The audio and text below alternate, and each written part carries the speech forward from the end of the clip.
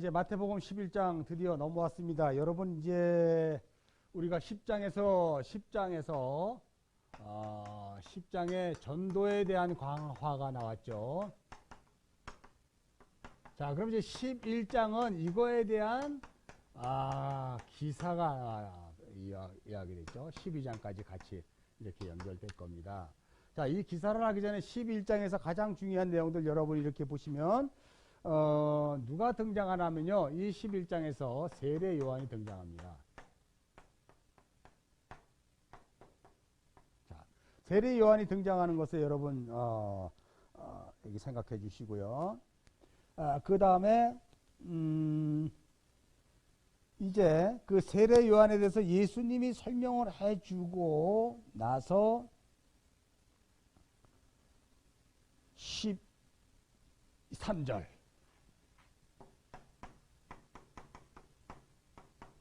여러분 13절이 뭘로 되어 있을까? 뭘로 되어 있죠? 무슨 내용으로 되어 있죠? 13절. 모든 선지와 율법에 의한 모든 선지자와 또 뭐라고 되어 있습니까? 율법에 의한 것은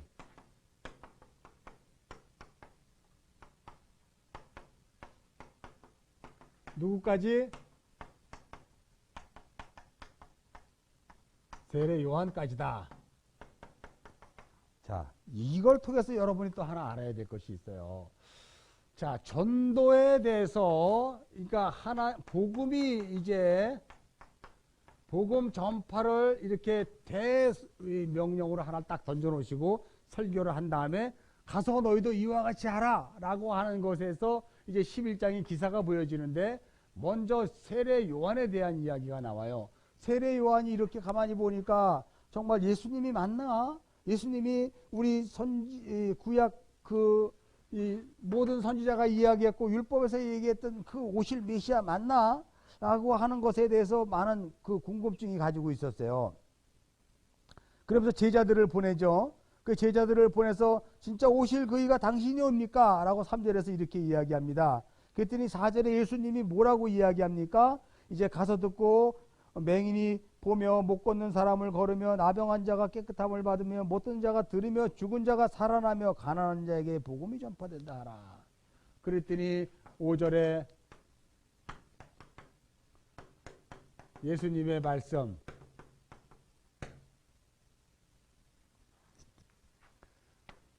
자, 제가 지금 적어놓은 거에 대해서 여러분 이렇게 잘 보셔야 돼요.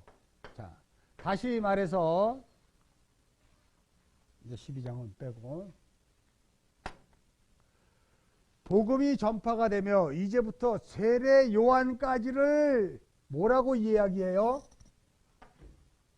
우리가 이야기하는 구약이라고 우리가 구분할 수 있습니다. 다시 말해서 율법이요.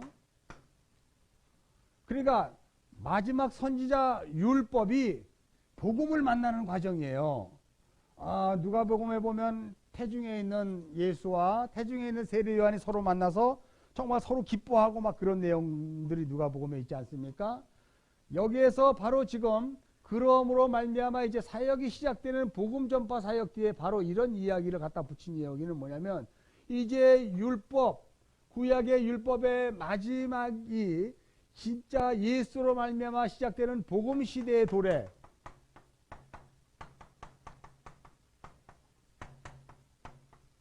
그러니까 바로 하나님의 아들 예수 그리스도로 말미암아 나사렛에서 온 목수 예수로 말미암아 시작되는 결정적인 증거들을 여기다 이야기하고 있는 거예요. 자, 우리가 나중에 이제 이 이야기를 보면은요, 구약은 세례 요한까지다. 그러면 신약은 예수님부터다. 라고 이야기하는데 사실 어떻게 보면 그거를 우리가 율법과 복음을 나누는 사람들이 그렇게 이야기한 것이죠. 신약과 구약은 뭐 누구까지고 예수님부터가 아니라 예수님은 창세 전에 계셨어요. 창세 전부터. 그리고 새하늘과 새 땅까지. 이게 다 복음의 시대예요. 복음. 이 안에 율법이 포함된 거예요. 율법이 여러분. 그러니까 율법은 율법은 복음에 의해서 드러나게 돼 있는 거예요. 감싸지게 돼 있는 거예요.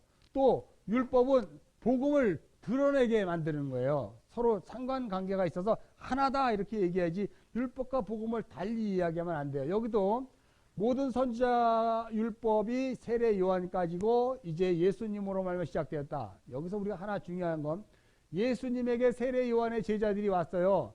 그랬더니 무슨 이야기를 하냐면 여기에 보면은요. 구약의 이사야서 35장, 이사야서 61장.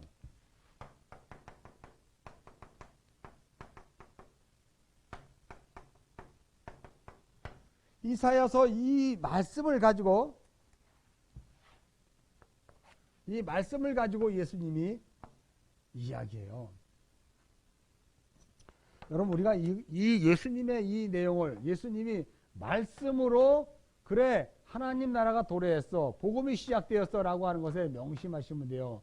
오늘 한국교회 가장 중요한 핵심이 바로 뭐냐면 이 복음에 대해서 말씀으로 가지 않고 자꾸 신비적인 아니면 세상 종교의 어떠한 그런 것들을 끌어들인 어떠한 그런 관념 뭐 개념 뭐 철학적인 이런 걸로 자꾸 우리가 이 복음을 이야기하고 그러는데 그건 굉장히 위험한 거예요. 예수님은 말씀으로 그 복음을 이야기했어요. 그 말씀이 어떤 거예요?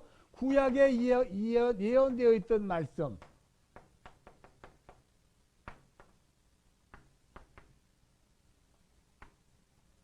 구약에 이미 예언되어 있던 말씀을 가지고 그가 당신이 메시아다 설명하신 거예요.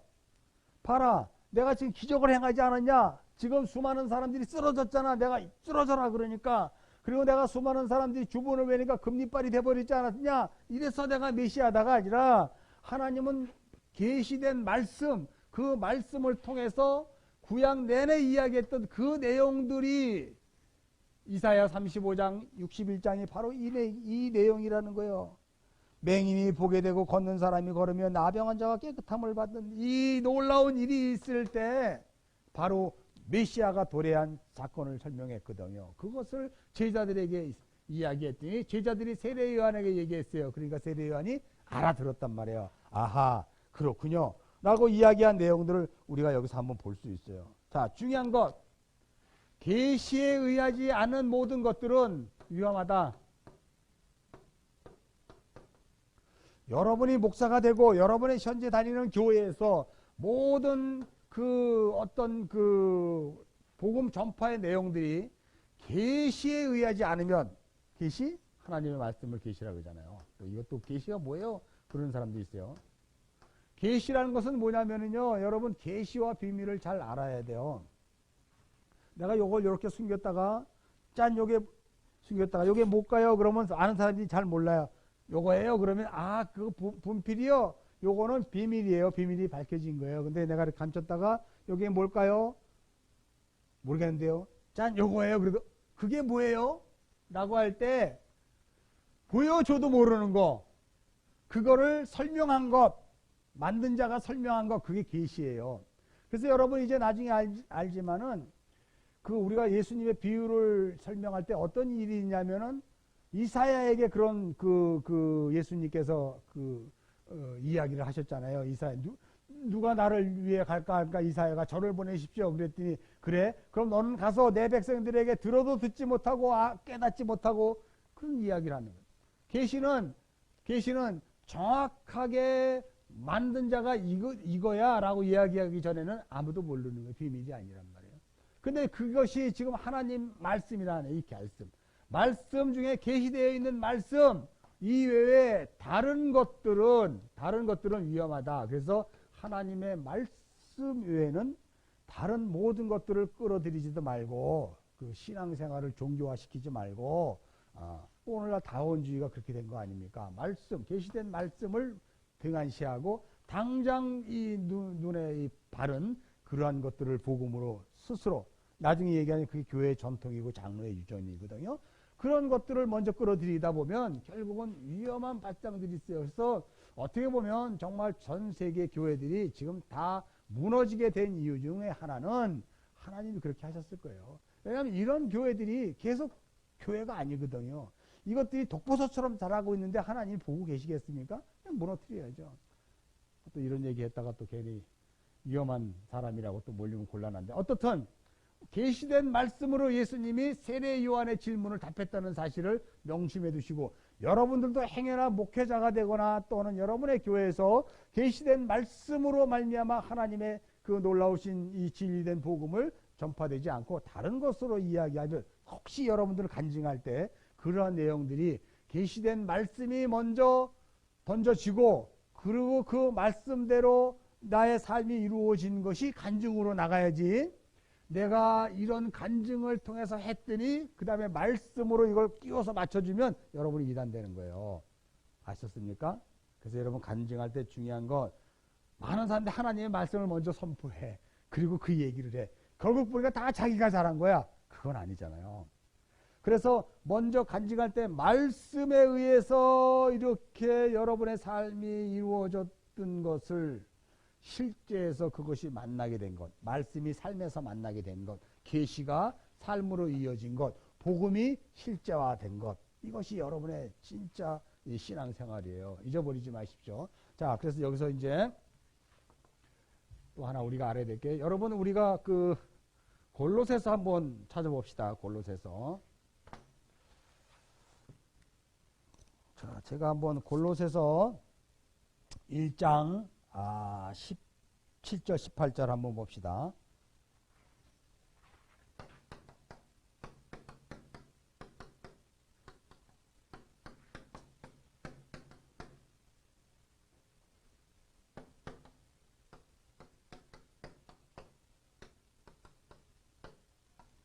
요거는 제가 이제 13장 할 때 이제 설명할 거예요. 14장 할 때 설명할 거예요. 여러분, 자, 여기에서 이제 마태복음 14장도 한번 이렇게 봅시다.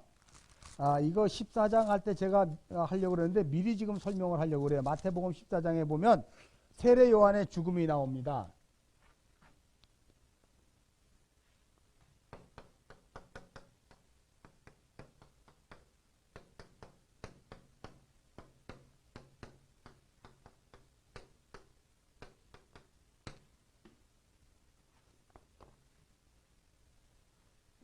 잘 써야 돼. 이게 핵심이니까. 자, 마태복음 14장에 이제 세례 요한이 여기와 나오면 이제 안 나오니까 제가 지금 한꺼번에 이 장에서 같이 그 여러분들에게 좀 설명해 드리는 거예요. 자, 왜냐하면 모든 선지자와 율법이 예언한 것은 세례 요한 까시다라고 이야기해서 이제 율법 시대가 마감되고 새로운 복음 시대가 도래했음을 지금 선포하는 과정이란 말이에요. 이 복음이 선포하게 된 영적인 의미가 어떤 것인가를 여러분에게 설명하기 위해서 지금 마태복음 14장을 미리 저희가 끌어다 쓰는 거예요. 왜냐하면 마태복음 14장에는 여러분 알다시피 세례 요한이 죽음이 나와요. 여러분, 세례 요한이 어떻게 죽었어요? 세례 요한이 어떻게 되었어요? 목 잘라 죽었어요. 목 잘라 죽었어.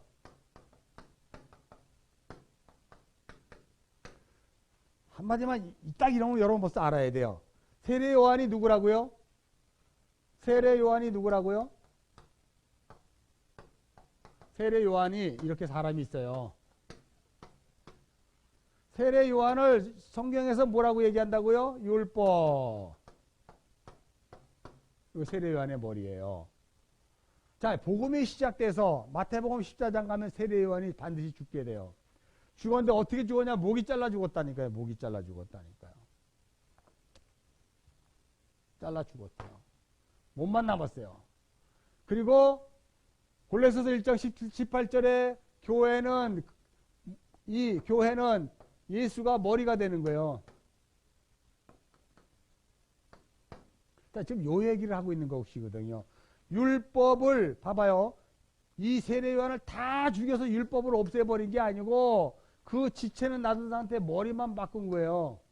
그래서 머리의 지시와 통제를 받아 이 몸이 새롭게 그리스도의 장성한 분량으로 충만케 되는 과정, 이걸 남겨진 고난이라 그래요. 그래서 이걸 우리 육신이, 우리의 자아가, 가치관이 내 머리가 잘라지고로 인해서 세례 요한 율법적인 사고방식이 내 머리가 잘라지고 예자인 내 머리가 잘라지고 예수로 말미암아 머리가 바꿔치기가 되는 것을 복음이 전한 복음의 도래라고 그래요. 그리고 남겨진 이 나의 몸, 욕심, 그러니까 이 육체의 소욕, 우리가 늘 육체의 소욕 그러잖아요. 바로 이 육체의 소욕, 아직 남겨진 육체의 소욕이 머리가 이야기하는 것에 자꾸 습관적인 다른 것을 하고 있는 거란 말이에요. 여기에서의 괴리와 부딪힘이 우리의 신앙생활이잖아요. 우리가 지금 신앙생활할 때 머리로서는 하나님이 이야기하는 게 맞는데 몸은 어느 틈에가 옛 습관대로 가고 있잖아요. 이런 것. 그래서 이런 것들이 성령의 9가지가 열매를 통해서 우리가 그리스도의 장성한 분량으로 만들어져 가는 것, 신앙생활. 그래서 우리가 지금 이 세례 요한 율법이 목을 잘라요. 우리의 몸을 통제했던 그 율법이 다 목이 잘라지고 나면 이 몸은 그냥 습관적으로 행동하는 것만 남았는데 거기에 예수 그리스도의 교회 대신 머리가 딱 달라붙음으로 인해요. 이게 바로 교회 아니에요, 교회. 그래서 여러분 교회는요 완전히 새 사람들이 와서 할렐루야 하나님을 찬양한 게 아니라 육적인 자아를 가진 사람들이 육적인 자아, 육체의 소욕, 이런 사람들이 모여 있는데 다른 게 있어. 머리만 예수. 이 예수는 뭐예요? 복음을 듣기 위한 통로예요. 그래서 여러분 복음은 머리로 듣는 거예요. 믿음은 들음에서 나며 들음은 그리스도의 말씀으로 난다라고 이야기했잖아요. 그래서 여러분 이 머리만 남겨지고 우리는 지금 머리만 있고 몸은, 그래서 이 머리는요 복음을 듣기 위해서 주님이 우리에게 붙여놓은 거예요. 예수 그리스도의 머리로. 그래서 여러분 공부를 해야 돼요. 성경을 그냥 신비적으로 그냥 룰루랄라 뭐 주여 3창만 외치고 뭐 500시간을 기도했다나 무슨 새벽 기도 하루도 안 빠졌다나 그게 중요한 게 아니에요. 계시된 말씀이 앞서가지 않으면 기도 백날에 소용없는 거란 말이에요. 그건 다 신비주의적인 기도예요. 그런 거는요 절에서도 그렇게 할 수 있어요. 중요한 건 뭡니까 여러분? 머리를 붙여놓은 이유는 복음을 듣기 위해서예요. 교회에서 그래서 우리가 복음을 듣게 돼. 교회에 있는 모든 사람들은 옛자와 옛 육체를 갖고 있고 머리만 예수로 바뀐 거예요. 근데 머리도 여전히 자기 머리를 갖고 있는 교인들이 있어.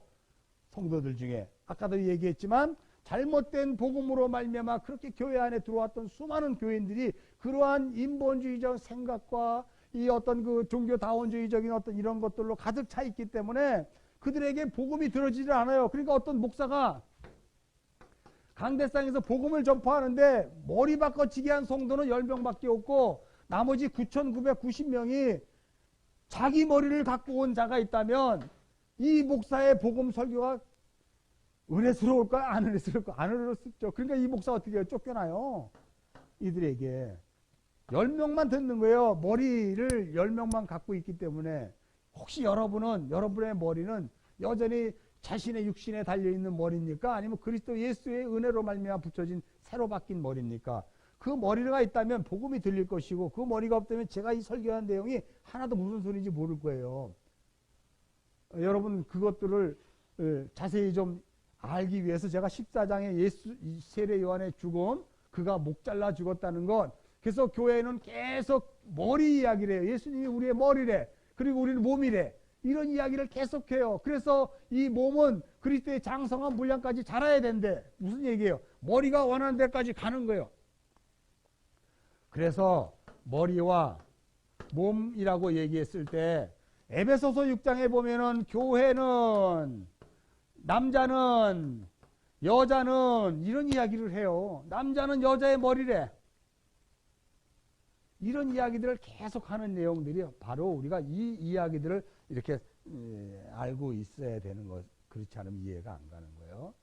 그래서 지금 이런 상태를 여러분들에게 제가 설명했습니다. 그래서 목이 잘라지는, 그래서 내 머리가 아닌 다른 예수의 머리로 우리가 모두 지금 같이 있는 거예요. 그래서 같은 소리를 듣고 같은 말을 하고 같은 비전을 갖고 같은 뜻을 품고 나가는 거예요. 거기에 내 머리가 있다면 그들은 반드시 떨어져 나가게 되는 거예요. 쫓겨나가게 되는 거예요. 그게 바로 지옥에서 슬피 이갈미 있을 것이라는 마태의 독특한 그 저주 구조죠. 여러분 우리가 교회 안에서 너도 좋고 나도 좋고 다 좋다가 아니라 슬피 이를 가는 친구가 있어야 된다니까요. 근데 우리는 어떻게 생각해요? 슬피 이를 가는 친구보다는 진짜 복음을 아는 사람이 통탄하면서 이를 갈진 않지만 괴로워하면서 그렇게 가는 걸 우리가 많이 볼 수 있죠. 우리는 과연 어떤 자들인가?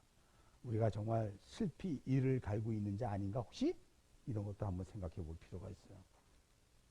자, 마태복음 11장에서 그래서 11장 여러분이 보면 세례 요한이 그리스도께서 하신 것을 보고 제자들에게 2절, 3절 당신이 예수입니까? 오실 그이 맞습니까? 라고 이야기하고 있단 말이에요.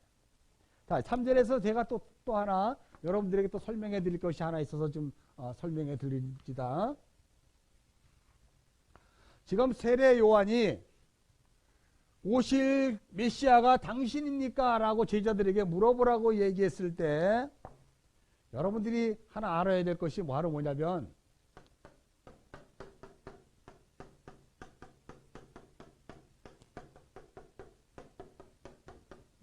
민속 메시아 사상에 대해서 알고 있어야 돼요. 지금 세례 요한의 질문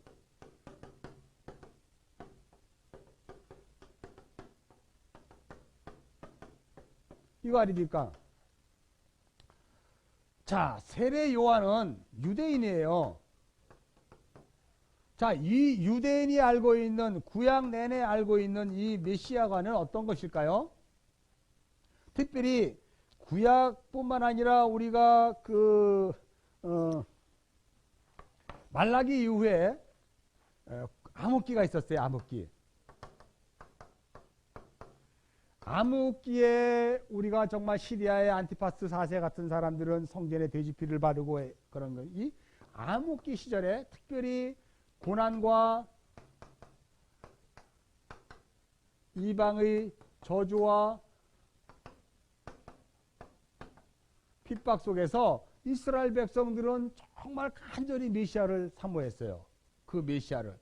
그래서 간절히 그 메시아를 사모하다 보니까 모든 이스라엘 사람들은 그 메시아 구원주, 이스라엘을 구원할 사람이 구원하실 그 하나님이 보낼 그 선지자가 언제 올까? 늘 그런 생각을 하고 있었단 말이에요.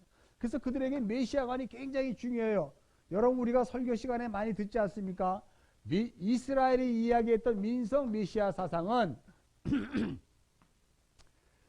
선민인 하나님의 그 백성들이 이방의 압제, 쉽게 얘기해서 가나안의 민족들, 바알 숭배하는 민족들, 이방 숭배하는 민족들에게 억압당함으로 말미암아 피폐되어 있는 이런 민족적인 사상을 어떻게 하면 오실 메시아로 말미암아 이스라엘 나라 자체를 정말 새롭게 하고 부흥하고 다시 회복시킬 수 있다. 이 가장 중요한 핵심은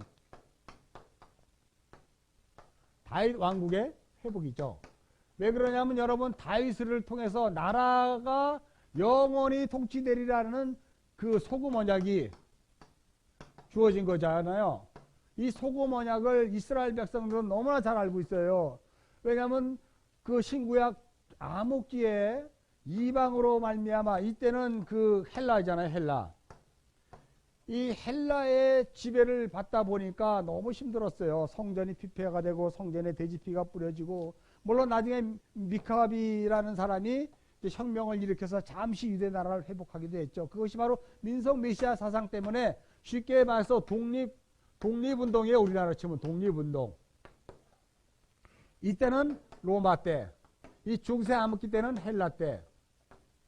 헬라에 대한 독립운동에 그 메시아 그 나라를 회복시킬 그 왕, 다윗 왕 같은 사람이 그 메시아 선지자가 언제 올까? 그래서 이스라엘 나라를 어떻게 회복시킬까라는 것이 민속 메시아 사상이에요.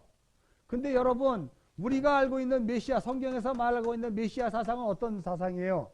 유대 나라를 다윗 왕의 시대처럼 회복시키는 것이 아니라 저들의 백성을 죄에서 구원하는 거예요. 사탄의 나라에서 뺏어서 아버지의 나라로 이렇게 회복시키는 것이 성경에서 말하는 메시아 사상이잖아요. 죄에서 구원. 그리고 사탄이 멸망하는 그런 것. 근데 이스라엘 사람들은 이걸 문자적으로 봤단 말이니까요. 제가 서두에 얘기했죠. 문자적으로 보는 거. 이게 바로 세대주의적이거든요. 이스라엘 이 세대들이 이런 식으로 본 거란 말이에요. 오늘날 여러분 우리 이 세대에서 성경을 그렇게 보는 것이 바로 뭐예요? 자유주의 아니에요. 자유주의. 이게 종교다원주의고요.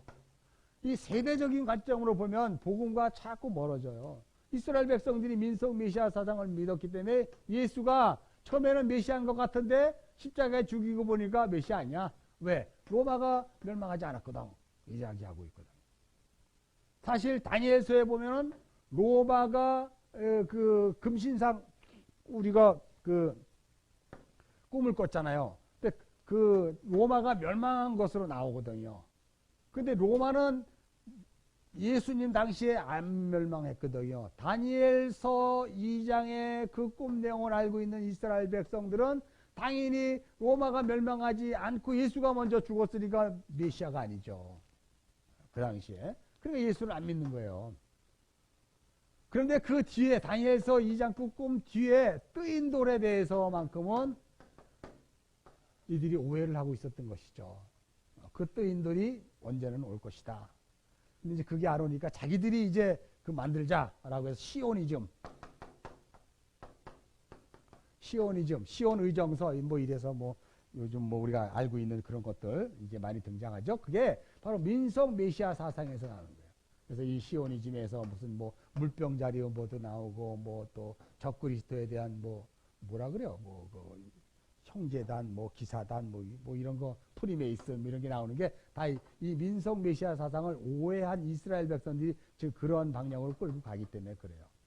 그래서 세례 요한이 민속 메시아 사상, 이스라엘 백성들이 알고 있는 메시아 사상이라면 분명히 지금 로마가 이스라엘 나라에서 쫓겨나가야 되는데 안 쫓겨나가고 있거든요. 근데 자기도 구약의 율법을 알고 있으면서 그거는 아닌 것 같은데 자기도 33년간 그 세례 요한도 한 33년, 34년 정도 살았을 거예요. 6개월 빠르니까. 그 나이를 살면서 34세를 살면서 보니까 문화와 전통에 젖어드는 거예요. 복음은 알고 있는데 그래서 혹시 하고 물어보는 내용이 바로 이 민속 메시아 사상이에요. 그래서 여러분 이 앞으로 성경을 공부할 때 민속 메시아 사상이라는 거 굉장히 많이 나와요. 이 민속 메시아 사상을 오해를 했기 때문에 지금도 팔레스타인에 있는 유대인들은 예수를 안 믿는 거예요. 예? 예. 그런 것들을 여러분이 또 한번 이해를 해 주셨으면 좋겠고요. 자, 그래서 이제 말씀된 계시로 예수님이 이야기를 하고 있죠. 주님이 어떤 분인지 설명하고 있는 거예요. 자, 그러면서 이제 9절, 10절, 보라, 내가 내 사자를 내 앞에 보내니 그가 내 길을 내 앞에 준비하리라 라고 말하면서 말라기서에서 나온 엘리야와 같은 선지자 세례 요한까지 이야기하면서 세례 요한은 이제 여자가 낳은 중에서 가장 크다. 율법의 마지막이니까 그렇게 이야기하는 거죠. 그러나 11절 천국에서는 극히 작은 자라도 그보다 크다. 당연하죠.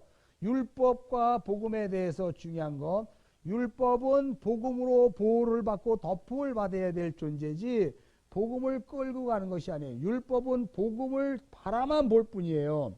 누군가가 매개체를 대주고 메디에이터, 중보자가 대주지 않으면 생명나무인 복음으로 갈 수가 없어요. 율법만 가지고 가다가 죽을 수밖에 없어요. 그래서 복음을 알고 있는 그 자가 율법을 품을 수 있는 것이거든요. 그래서 율법이 천국은 극히 작은 자가 크다. 세례요한보다.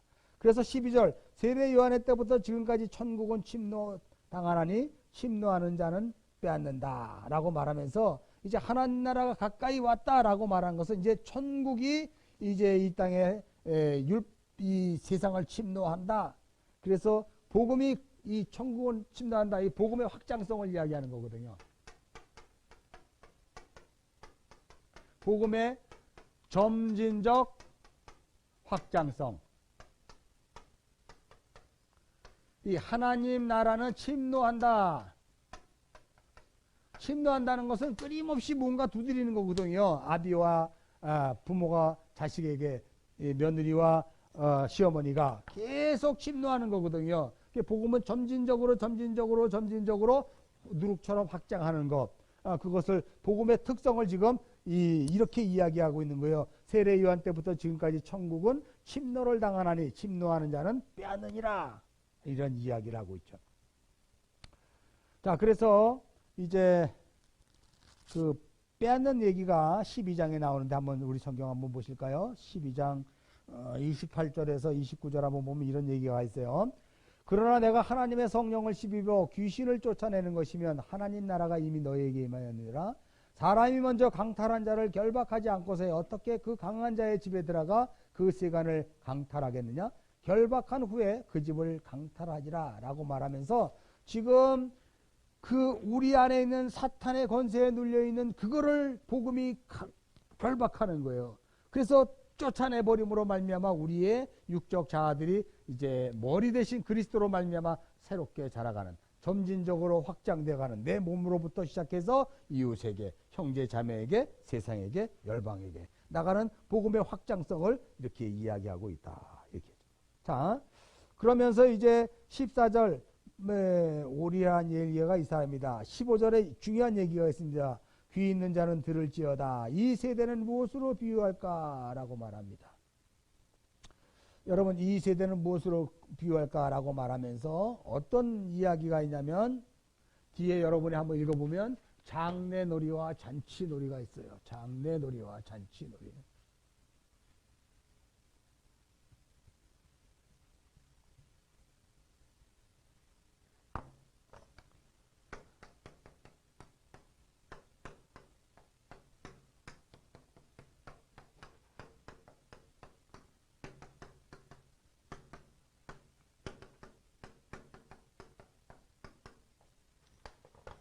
자, 장례놀이와 잔치, 이 세대를 무엇으로 비유할 건가? 아이들이 장터에 앉아서 제동문을 빌려 우리가 피리를 불어도 헌화를 하여도 슬피 울어도 너희가 가슴을 치지 않는다. 이건 장례놀이에요. 이게 요한의 사역을 이야기하는 거고요. 이게 구약 내내 있었던 그런 이 내용들을 이렇게 설명하고 있는 것을 이야기하고요. 그래서 이제 18절에 요한이 와서 먹지도 아니하고 하심에 그들이 말할 귀신 들렸다 하노다 라고 하는 이 율법은 귀신 들린 짓거리들을 율법이라고 여긴 또 설명하고 있어요. 아예 먹지도 않고 마시지도 않고 먹지도 않고 마시지도 않고 귀신 들렸다.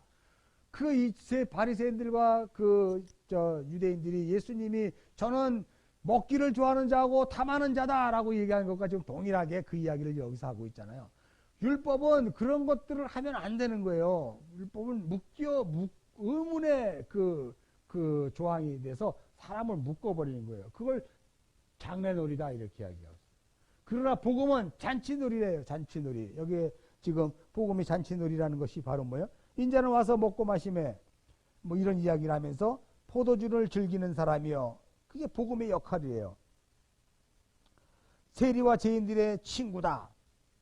지혜는 그 행한 일로 말미암아 옳다함을 얻으니라. 이 복음의 내용을 이야기하고 있는 거예요. 여러분 우리가 보면은 요한복음 12장에 보면 나사로가 나오잖아요. 나사로.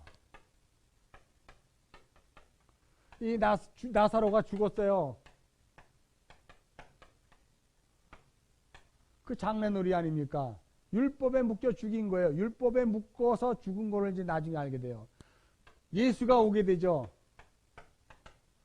그러니까 뭐라고 얘기해요?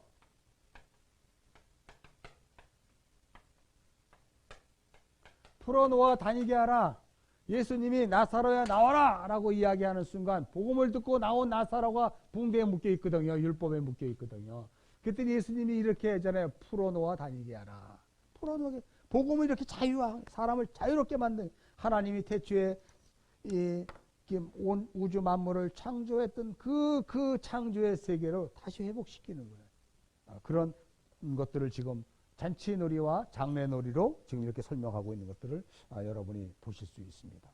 자, 그러면서 이제 회개하지 않는 도시들에 대해서 쭉 이렇게 나오고 있습니다. 예수께서 권능을 많이 행하신 그들이 회개하지 않으며 책망했다. 그러면서 심판에 대한 이야기래요. 자, 복음은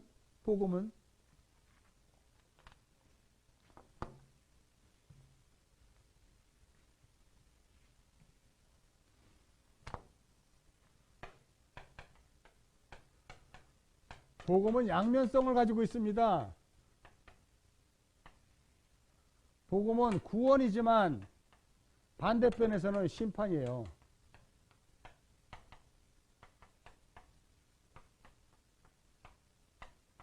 동시에 이루어지고 있는 것을 지금 설명하고 있는 거예요.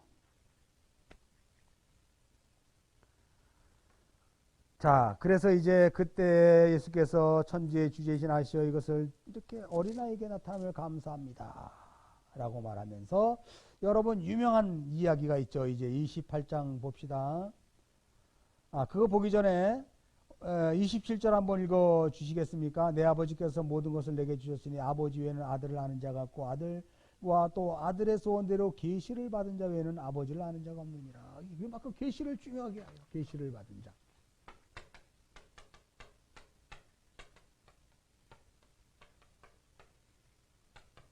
교회. 얼마나 중요한 이야기를 하고 있어요. 그래서 교회는요 다른 게 아니에요. 계시를 받았느냐 안 받았느냐가 중요한 거예요. 하나님의 말씀이 그들의 삶의 원동력이 되느냐 아니냐가 중요한 거예요. 자, 28절 수고하고 무거운 짐진 자들아 다 내게로 오라. 내가 너희를 쉬게 하리라. 나는 마음이 온유하고 겸손하니 나의 멍에를 메고 내게 배우라. 그리하면 너희 마음이 쉼을 얻으리니 이는 내 멍에는 쉽고 내 짐은 가벼움이라 하시느니라. 자, 이 수고하고 무거운 짐진 자들을 바로 복음으로 초청하는 것이죠.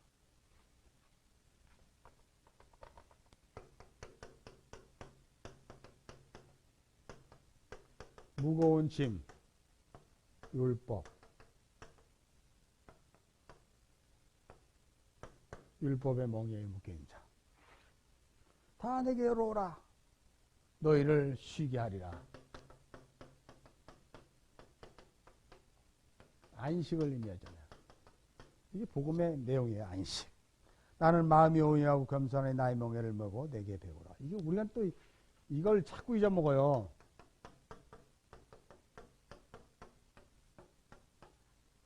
여러분 수고하고 무거운 짐진 자들아 다 내게 오라. 내가 너희를 쉬게 하리라에 우리는 아주 그냥 너무 이렇게 감사하고 좋아해요. 그런데 그 뒤에 이야기를 안 봐요. 그 뒤에 내게 배우라. 이제부터 너희는 뭐 해야 된다고요? 배워야 한다.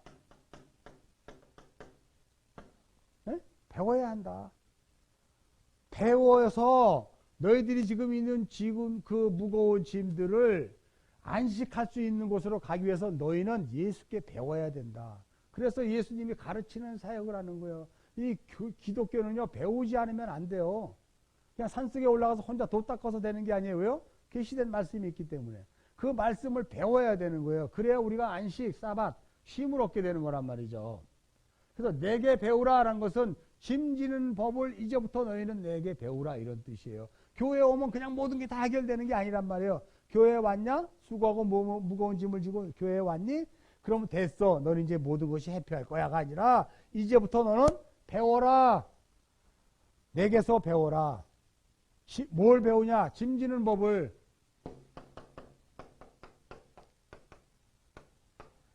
이게 바로 뭐예요? 율법을 지는 법을 배우는 거예요. 율법을 버리는 게 아니고 예수님이 완성시키러 왔단 말이에요. 우리 역시 마찬가지 이 율법을 어떻게 져야 되는지를 알고 있어야 돼요. 그래서 이 율법이 우리에게는 은혜가 되는 거예요. 율법을 더하기 위해서 죄를 더하게 하게 했느냐라는 로마서의 말씀처럼 은혜를 더 받게 하기 위해서 죄를 더하겠느냐, 은혜를 더 받기 위해서 율법을 더 많이 지겠느냐라고 하는 그 로마서의 그 우리가 6장 이렇게 7장 이런 내용들이 있잖아요. 그와 마찬가지로 짐지는 법을 배우는 거예요. 그래서 여러분은 이제 교회에서 신앙생활할 때 중요한 것 짐지는 법을 예수로부터 배우는 거예요. 여러분의 삶에, 여러분의 영혼에, 여러분의 정서에 모든 것들에 짐지는 법을 배우는 것이 수고하고 무거운 짐진 자들아 다 내게로 오라. 이제부터 배워야 된다. 이거지 그냥 됐어. 해피할 거야가 아니라는 거예요. 자, 근데 그 배우는 내용이 온유와 겸손 그리고 나의 멍에를 메고 그리스도 예수의 십자가를 메고 십자가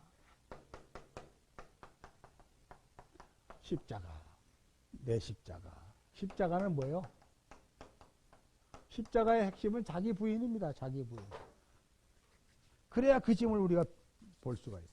자, 이 내용은 이제 12장으로 넘어가면서 살짝 터치하고 가는 거예요. 왜냐하면 12장에 이제 우리가 12장 바로 넘어갑니다. 이 12장에는 이제 예수님이 안식일에 바리새인들과의 안식일 논쟁이 있어요. 안식일 논쟁. 자, 안식일 논쟁.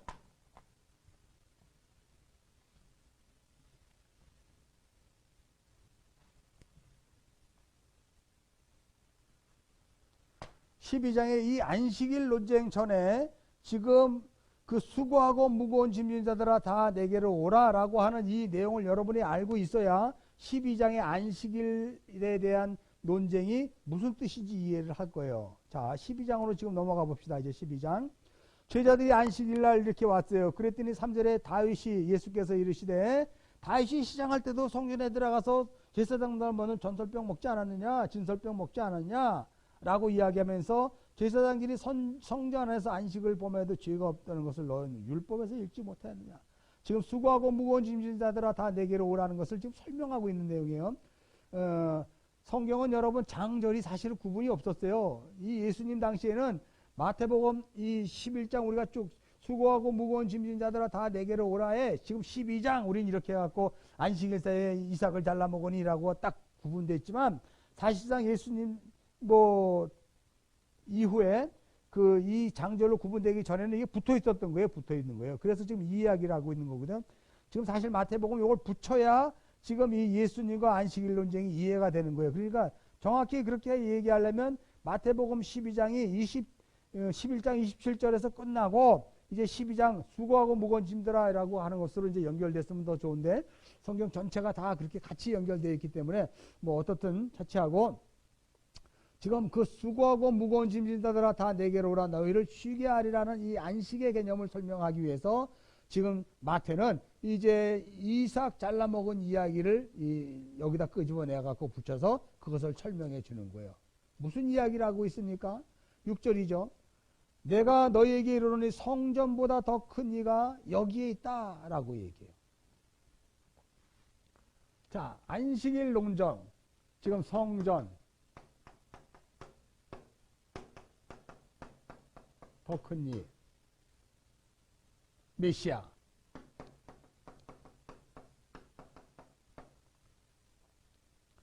지금 이스라엘 백성들이 성전, 율법, 더 큰 이, 복음.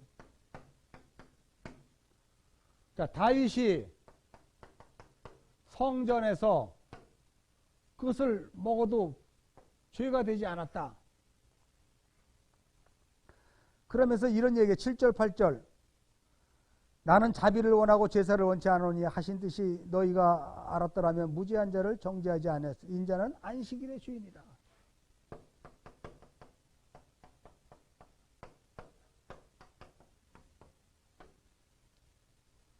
안식일을 지키기 위해서 성전이 있어야 되거든요. 그런데 그 안식일보다 더 큰 주님이 안식일의 주인이라 그랬거든요. 그러니까 이 율법을 복음이 덮는 과정을 이야기하고 있는 거예요. 다른 말로 은혜를 이야기하고 있는 것입니다. 은혜.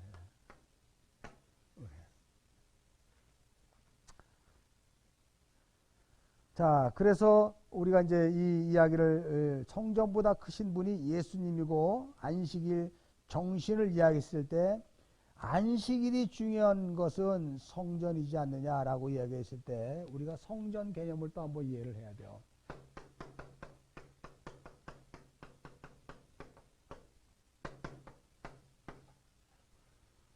성전을 이스라엘 백성들은 예배하는 곳이라고 했잖아요. 다시 말해서 제사 지내는 곳. 근데 예수님이 이 지금 호세아서를 인용해서 나는 자비를 원하고 제사를 원치 않는다 그랬잖아요. 자비를 원하고 제사를 원치 않는다 그랬잖아요. 예수님. 그리고 또 뭐라 그랬어요?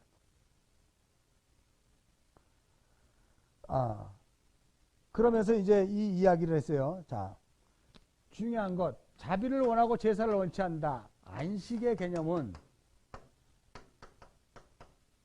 성전의 개념은 형식이 아니라 내용이다.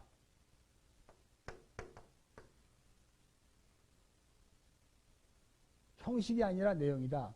성전에 있다고 해서 구원받는 게 아니다.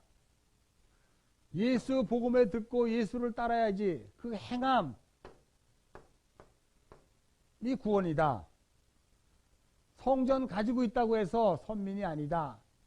예수를 믿어야 구원이다. 하나님의 백성이다.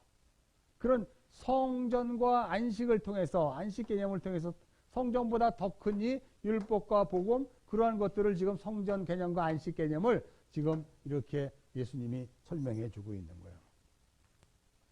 성전 개념과 안식 개념. 성전 개념을 우리가 오해할 수 있어요. 성전 개념은 뭐냐면 제사 지내는 곳이에요. 제사를 지내는 건 다 성전이라니까요.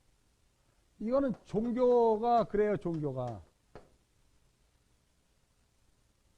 그러니까 이 성전은 제사 지내는 종교에는 다 성전이 있어요. 뭐 마호메트 교회도 있고 불교회도 있고 뭐 신두교회도 있고 다 성전이 있다니까요. 제사하는 거라니까요. 이것을 뛰어넘는 거예요. 그것이 안식 개념입니다. 안식 개념. 그게 바로 자비예요. 긍휼, 은혜. 이런 것들은 누군가가 부어줘야 되거든요. 타자가 베풀어야 되는 거거든요. 이거는 타자에게 베풀기 위해서 내가 응분의 것들을 바쳐야 돼요. 그래야 받을 수가 있거든요. 그러나 이거는 바치는 거 없어요. 이 성전 개념에서 안식 개념을 배워라. 이게 무거운 짐진 자들아 다 내게서 와서 배우라 이런 뜻이에요. 성전 개념으로 너희가 알고 있던 모든 신앙의 방법들을 이제 안식 개념으로 바꿔라. 그래서 진리를 알지니 진리가 너희를 자유케 하리라. 그 앞에 뭐라고 되어 있어요? 너희가 내 안에 거하면, 내 말이 너희 안에 거하면. 그러니까 이 성전에는 예수의 말씀이 없어요. 그냥 고승들, 그냥 뭐 뛰어난 그 뭐 어떤 석학들의 이야기만 있지, 예수의 말. 그러나 이 안식 개념은 예수의 말씀으로만 되는 거예요. 예수의 말씀. 그거를 배우라는 거예요. 너희는 이제 성전 개념으로 살지 않고 안식 개념으로 사는 거예요. 그래서 주일이잖아요, 주일. 안식 개념. 진리를 알지니 진리를 너희가 자유케 하라. 진리를 배우는 안식이에요. 진리는 어떤 거예요? 너희가 내 안에 거하고 내 말이 너희 안에 거하는 거. 말씀, 계시, 다 그런 이야기들을 지금 하고 있는 거 아닙니까, 여러분?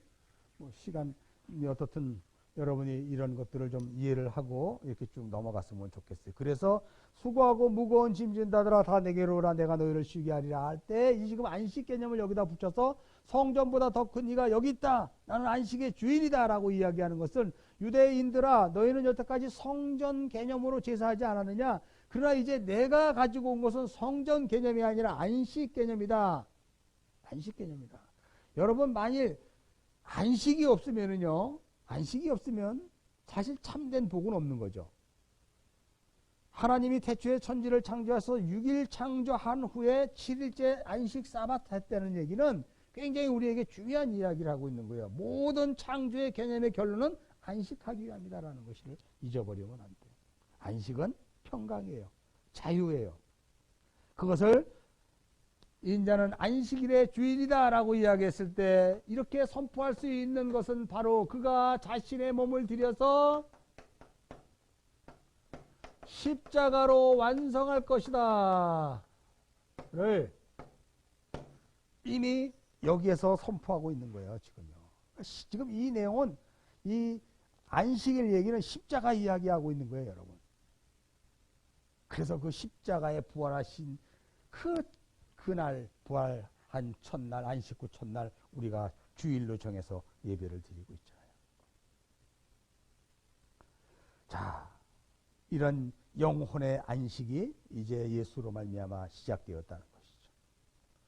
자, 이제 구절을 한번 봅시다. 거기에서 떠나 그들이 회당에 들어가시니 손 마른 사람이 있어서, 이제 그 안식 개념 무거운 율법을 벗어 던지고 어떻게 십자가로 복음으로 또 하나는 이 안식 개념으로 이것들을 회복시키느냐라고 하는 것의 첫 번째가 이제 어떤 구덩이에서 빠져 있는 양을 구하면서 이제 안식의 개념을 얘기해요.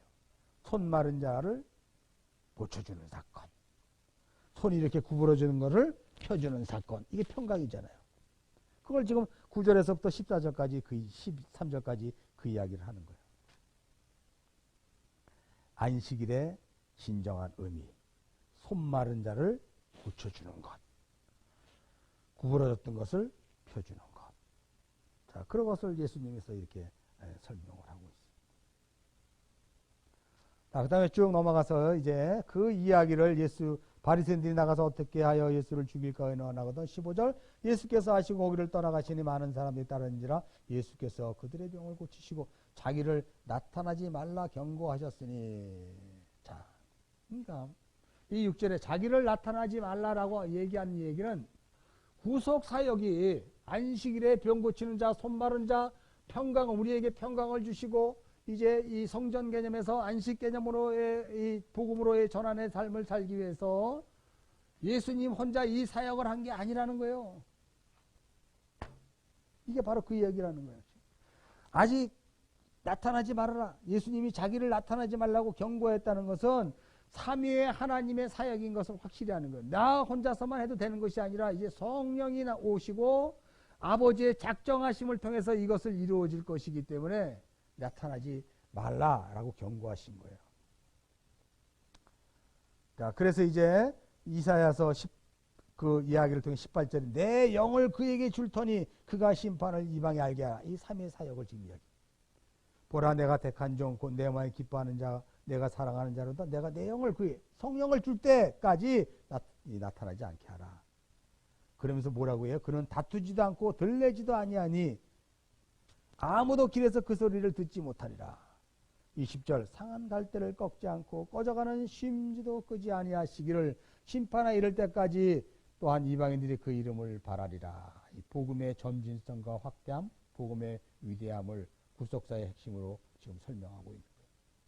꺼질 것 같은 그런 복음의 계례가 꺼지지 않고 여인의 몸을 통해서 이제 연결되어 내와 드디어 그리스도 예수로 말미암아, 그리고 그리스도 예수 죽으시고 부활하시고 성령이 임재함으로 말미암아 이 땅의 교회가 망할 것 같고 정말 타락의 극치를 달라 이제는 끝난 것 같은데 하나님이 구루터기를 통해서 남은 자들을 보내주시고, 그래서 그 교회가 다시 또 회복되고, 그래서 그 교회가 주님 다시 오시는 날까지 주님을 이렇게 영광과 찬송을 드리는 그런 것, 복음의 확장과 점진성을 이야기해주고 있다는 것이죠. 자, 이제 그렇게 해서 복음이 전파되면서 예수와 바알세불에 대한 내용들을 이렇게 설명하고 있어요. 이제 그 얘기는 바로 뭐냐면 하나님 나라가 이미 도래했다라고 이야기해요. 하나님 나라가 도래한 내용, 귀신 들려 눈 멀고 말 못한 사람들을 고쳐주는 것, 그리고 또한 이 다윗의 자손이라고 이야기하는 것을 통해서 이스라엘의 민속 메시아 사상이 잘못되었다는 것을 또 한번 이야기해주고, 그래서 이렇게 쭉 설명을 하고 있습니다. 자, 우리가 이제 또 이렇게 보면은 25절 이후에 그 바알세불 성령의 힘입어 귀신을 쫓아내며 이미 하나님 나라가 너희에게 임하였다. 28절 그 하나님 나라는 먼저 강한 자가 결박하고 세간을 강탈해야 시작된 것이다. 여기에서 이제 나중에 그 1000년 동안 요한계시록 17장 8절에 나오는 예수님의 그 어떤 그 내용을 통해서 1000년 동안 사탄이 왕노릇하는, 그러나 지금은 결박되어 있는 이런 내용들을 이야기하는 것도 우리가 알 수가 있습니다. 자, 그 다음에 30절. 나와 함께 아니하는 자는 나를 반대하는 자요, 나와 함께 모으지 않은 자는 나를 해치는 자다. 믿음으로 말미암아 예수와 함께 하지 않고 중립지대는 없다라는 거예요. 오늘날 교회 안에 회색지대는 없다는 거예요. 여러분. 복음이냐 진리냐 아니면 비진리냐 정확히 갈라지는 것이지 중간지대는 없다. 여기서 또 우리 하나 중요한 것이 하나 있어요. 이걸 갖고 우리가 많은 한국교회가 오해를 많이 하는데 31절 한번 봅시다. 그러므로 내가 너에게 이르노니 사람에 대한 모든 죄와 모든 모독은 사하심을 얻되 성령을 모독하는 것은 사하심을 얻지 못하였고 또 누구든지 말로 인자를 거역하면 사하심을 얻되 누구든지 말로 성령을 거역하면 이 세상과 오는 세상에도 사하심을 얻지 못하리라. 그러니까 성령 회방죄 뭐 이래 가지고 이야기를 하고 있죠. 이것은 이제 성령의 그 권능 이런 것이요. 내가 너희에게 이르노니 사람에 대한 모든 죄와 모독은 사하심을 얻되 이것은 예수님의 십자가 사역의 현재형을 지금 이야기하고 있는 거예요. 그러나 성령이 모독하는 것은 이미 예수님이 십자가로 이루어놓은 그 사역을 모독하는 것이죠. 예수님의 십자가로 이루어낸 사역을 모독하는 것을 성령을 모독하는 거예요. 다시 말해서 십자가를 부인하고 예수를 거절하는 그 모든 것들을 성령 모독 이렇게 이야기하는 것이죠. 그리고 일어나는 성령의 권능들을 부인하면 이라고 했을 때의 성령 모독이라는 것이죠. 예수님이 오히려 모독과 사하심을 통해서 십자가로 승리를 이루셨잖아요. 그래서 이 이야기는 그 십자가로 이루어질 예수 그리스도의 십자가로 이루어질 사역을 훼손하거나 회방하거나 반대하거나 또는 다른 거짓된 진리를 취할 때는 그게 성령 회방죄다. 뭐 교회에서 목사 말을 안 들으면 성령 회방죄가 아니라 목사가 바른 진리를 전파하지 않고 그리스도 예수의 구속의 십자가의 의뢰를 전파하지 않고 다른 것을 이야기할 때 성령 회방죄다 라는 것을 이야기하는 거예요. 자, 그래서 이제 독사의 자식들아 라고 이야기하면서 34절에 아주 유명한 얘기죠. 나무도 좋고 열매도 좋다 하든지 나무도 좋지 않고 열매도 좋지 않지 하든지 하라. 열매로 나무를 아느니라. 열매로 나무를 아느니라. 이 열매가 여러분이 스스로 나는 진짜 과연 그 열매를 열릴까? 성령의 9가지 열매를 열린가? 아니면 그리스도 예수 복음으로 말미암아 정말 그리스도의 장성한 분량으로 나갈 때 나에게 시시각각으로 닥쳐오는 고난과 역경과 환난들을 정말 뱀처럼 지혜롭게 순종하며 그 길을 가고 있는가? 라고 하는 것들이 여러분 스스로 한 번쯤은 생각해 볼 열매라는 것이죠. 선한 사람은 그 쌓은 선에서 선한 것을 내고 악한 사람은 그 쌓은 악에서 악한 것을 나다. 중요한 거 30절 핵심이 있습니다. 내 말로 의롭다함을 받고 내 말로 정죄함을 받으리라. 그래서 우리가 진짜 말에 대해서 우리가 알 수 없지만 그렇게 나와요. 정말 복음이 그 안에 가득 들어있는 사람은 어느 틈엔가 그 말로 그 복음을 설명하고 있고 정말 사람들에게 힘을 주고 자유를 주는데 복음이 들어있지 않고 율법이 들어있거나 아니면 다른 가짜 복음이 들어있는 사람들은 항상 말을 하는 걸 이렇게 들어보면 그게 나와요. 그게 열매라는 거예요, 여러분. 여러분은 지금 어떤 말을 하고 계십니까? 그런 것을 잘 봐야 돼요. 그것이 지금 열매가 여러분에게 있는가 없는가가 보여주는 현상이거든요. 여러분이 나중에 목회자가 돼서 목사가 되면은요, 여러분의 성도들이 지금 어떤 말을 하고 있고 어떤 행동을 하는 것을 봐서 저기가 좀 열매가 맺힌 것 같은가 열매가 없네 라는 것을 보고서 여러분들은 기도해야 되고요. 더욱더 정말 강하게 복음을 사수해야 돼요. 만약 열매가 없는 자가 교회를 흔들려고 할 때 이것도 우리의 성도인데요 하고 그 성도를 품으려고 가지 않고 정확하게 권면을 해서 또 안 되면 어떻게 해요? 퇴출시켜야죠. 교회를 사수하기 위해서, 복음을 사수하기 위해서. 그런 것들에 대해서 여러분 무죄하면 안 돼요. 그래서 성도들이 어떠한 말을 하는가, 그의 입에서 무엇이 나오는가를 여러분들은 유심히 그래서 우리가 신방을 하거나 또 성도들과 이렇게 함께 교제를 나눌 때 그 사람의 그 어떤 인격적인 면 안에 들어있는 그 내용들을 유심히 봐야 돼요. 그게 사실은 상담이거든요. 그런 것을 통해서 아직 열매가 연약하게 이제 꽃만 폈다면 열매가 확실히 열릴 수 있도록 우리가 가르치고 도와야 되고, 저기가 정말 열매도 아닌데 무화과 나무와 같이 열매도 아닌 것이 열매라고 이야기하면서 막 그렇게 교회를 휘젓고 있을 때는 어떻게 해서든지 그 자를 추출시켜야죠. 한두 번 견만해서 안 되면 추출시켜야죠. 그런 것들이 여러분 교회에서의 굉장히 중요한 내용들이라는 것을 잊지 마시기 바랍니다. 자, 여기에서 이제 그 다음에 38절에 악한 세대가 표적을 구하는데 요나의 표적밖에는 보여줄 것이 없다라고 말하면서 표적을 이야기해요. 표적. 그래서 복음의 중요한 표적은 요나의 표적이다.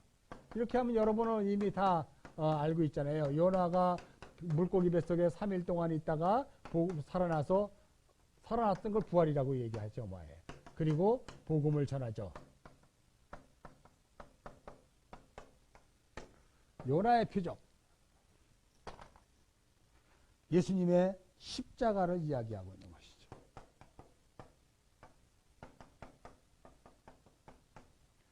복음은 계속해서 지금 십자가로 계속 이야기하고 있는 거예요. 자, 그래서 십자가 복음을 쭉 이야기해요. 그러면서 42절에 이제 43절에 더러운 귀신이 사람에게 나갔을 때 물 없는 곳으로 다니기 시기를 구하되 쉴 곳을 얻지 못하고 이에 내가 나온 집으로 돌아가리라 하고 와서 보니 그 집이 비고 청소되고 수리되었거늘 이에 가서 저보다 더 악한 귀신 7을 데리고 들어와 거하니 그 사람이 나중 형편이 전보다 더욱 심하게 되니라. 이 악한 세대가 또한 이렇게 되리라.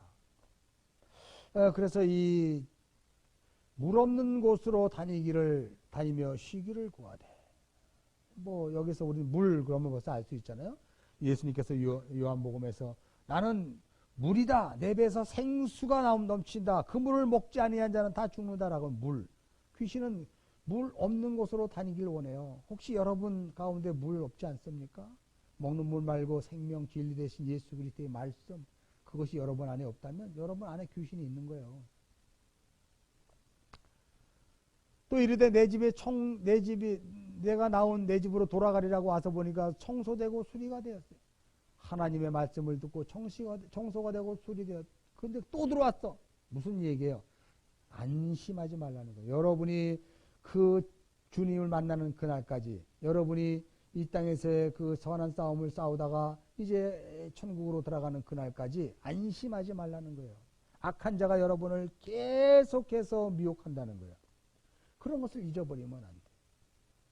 예수님이 끊임없이 십자가에 지기 전까지 악한 자들이 계속해서 예수님을 걸려 넘어뜨리게 하고 시험했고, 사도 바울을 끊임없이 걸려 넘어뜨리게 하고 시험했고, 저와 여러분을 끊임없이 걸려 넘어뜨리게 하고 시험하게 하는 그런 것들을 끊임없이 있을 것이다 라고 하는 것을 통해서 43절, 44절, 45절을 우리는 다 한번 깊게 생각해 볼 필요가 있습니다. 그러니까 여러분, 우리가 예수를 믿고 이제 형편이 나아졌다고 이제 됐다라고 생각하면 안 돼요. 더 강한 것들이 들어와 나를 더 강하게 훈련을 시키는 하나님의 작정과 계획 속에 있다는 것을 잊어버리시면 안 돼요. 그래서 저 사람이 예전에는 예수를 잘 믿었던 것 같은데 요즘 왜 저렇게 나가지? 라고 하는 그런 것들을 우리가 많이 볼 수가 있잖아요. 그래서 우리는 끊임없이 말씀 안에서 늘 거해야 된다는 것 잊어버리시면 안 돼요. 46절에 예수의 어머니와 형제가 와가지고 이렇게 묻습니다. 그랬더니 예수님이 이렇게 말해요. 누가 내 어머니며 내 동생들이냐? 다시 이렇게 육신을 부정하는 것이 아니라 예수님이 어머니 마리아를 부정한 것이 아니고 그 형제들을 부정했던 것이 아니라 이 내용은 진짜 천국에서의 정말 그 가족, 함께 할 수 있는 가족이 누군가를 다시 이야기해요. 육신으로 혈통으로 말미암지 않고는 혈통으로 되는 것이 아니라 거듭남으로 되는 것이라고 요한복음에 설명했던 것처럼 이렇게 이야기해요. 50절. 누구든지 하늘에 계신 내 아버지의 뜻대로 하는 자가 내 형제요 자매고 어머니다. 참된 제자와 진정한 가족은 가족은 형제로 되는 것이 아니라는 거예요. 믿음의 결속은 혈연보다 강하다라는 것을 여러분 기억하시고 12장을 마치고 다음 시간 13장을 기대해 주시기 바랍니다. 수고하셨습니다.